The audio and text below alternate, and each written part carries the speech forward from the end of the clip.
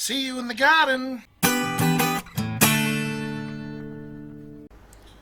Well, I had every intention of doing a video here of preparing my garlic for storage, but it didn't happen. And I've lost video footage as well because the stupid phone, or stupid me I should say, is pressing the record button when it's already recording and it's stopping, and vice versa. Anyway, so what's happened is that the garlic is still too green to process properly. So following is what I'm going to do with it instead to help it dry out quicker and gain some space on my drying rack. Alright, so I've decided to clean these up a bit. So instead of cutting them off down low here about an inch above the bulb, I'm going right up here where it's definitely dried out, and I'll spread them out where the onions were, because it'll help me with space and also with drying, I hope, give it more airflow. So that's what I'm going to do, and then I'll obviously have to come back and process them again, cut them off down here, but I'm not wasting them.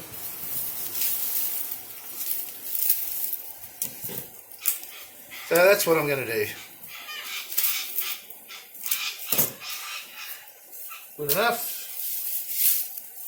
Everyone's had it.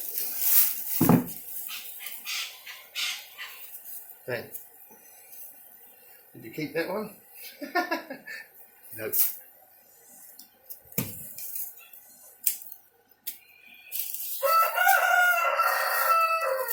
Yes, it's getting late in the afternoon. So I'll carry on with this and just show you the back on the rack again. I just wanted the space over there because I want to cure my potatoes over there, which will be coming out in hopefully Monday. Alright, we'll come back to it. Not much, but there they are. Just back on the rack again. They should dry out pretty well.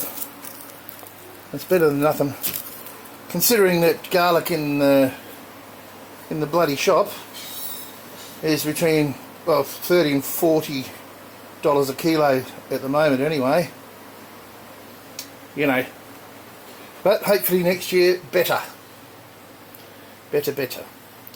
Alright, that's it for now. You know, when these are cured properly, it's just simple, chop off the root and chop them off about an inch above. Yep.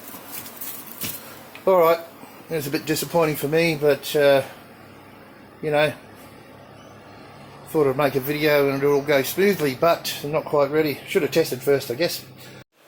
So I've sprinkled boric acid all underneath here, as you can see,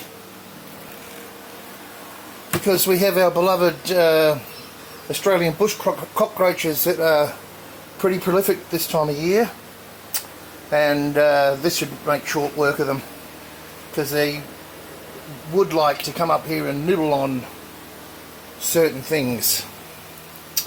Also use it in the house, and it works really well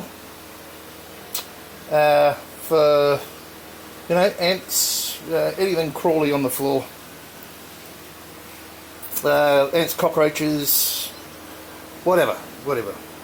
So just a little tip there, no chemicals will I use personally. Okay, just a little hint there.